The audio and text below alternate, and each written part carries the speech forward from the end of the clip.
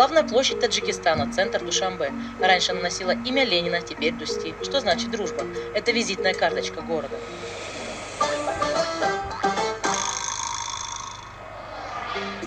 Сегодня это уже не просто площадь, а целый архитектурный ансамбль, который рассказывает о Таджикистане. В центре площади 43-метровый монумент. Это памятник Исмаилу Самани, основателю первого таджикского государства. В IX веке оно объединяло практически всю Центральную Азию. Сегодня это символ единства и возрождения Таджикистана. Кстати, здесь скрыто много символов. Львы рядом с царем – это мощь государства, а скипетр, украшенный 7 звездами, обозначает 7 историко-культурных областей. Даже позолоченная корона на арке – это не просто царская атрибутика. Слово «таджики» произошло от «тадж», в переводе «венец», народ «венценосец».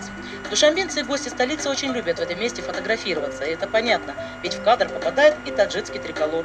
Он установлен поодаль, но виден хорошо и отсюда, ведь высота флагштока 165 метров. Это гордость таджикистанцев. Это не только государственный символ. Он попал в книгу рекордов Гиннесса, второй по высоте в мире. Рядом дворец нации, резиденция президента Таджикистана, стелла независимости, аллея фонтанов и городской парк, названный в честь Абу Абдуллы Рудаки, основателя таджикской литературы. Это проспект Рудаки, его длина составляет 11 километров. Это самая протяженная улица в Таджикистане и самая длинная в СНГ. Конечно, раньше здесь не было асфальта, а проходил пыльный караванный путь.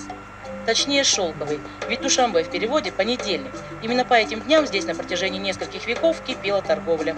Тогда Душанбе был маленьким поселком на пересечении дорог. Но уже в 1924 году он был объявлен столицей Таджикистана. Сегодня Душанбе называют еще и цветником, ведь весной город утопает в тюльпанах. Таких видов здесь только нет. Рональдо, французский, принцесса, сиреневый, желтый и многоцветный. Этот цветок – символ чистоты помыслов, души, дружбы, верности, всего того, что есть самое хорошее в человеке.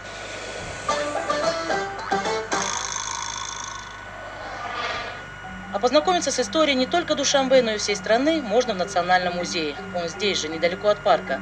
Здание новое, ему всего 6 лет, а вот экспонаты древние и повидали многое на своем веку. Несколько этажей и уйма залов. Чтобы обойти все, понадобится около 4 часов. Некоторые экспонаты выделяются сразу. Михраб – один из древнейших деревянных в мире. Это архитектурная часть мечети, которая указывает направление на Мекку, в ту сторону, куда молятся мусульмане. Он уникален тем, что в его убранстве переплетаются исламский растительный орнамент и зороастрийская символика.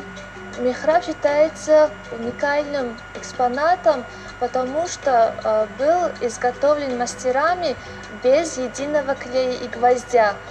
То есть также очень интересно то, что михраб изготовлен из дерева березы. То есть у нас не растут березы, да, значит откуда-то перевезенная. Один из залов декорирован под буддийский монастырь 7 века. Он был найден во время раскопок холма Аджна-Тепе на юге республики в 60-е годы прошлого века. Когда проводились раскопки, ученые обнаружили одно из самых больших Будд, которое находилось в состоянии нирваны. Длина Будды достигает статуи 13 метров, весит 5 тонн и изготовлена из глины. Правда, была обнаружена лишь нижняя часть статуи от пояса до подошвы ног.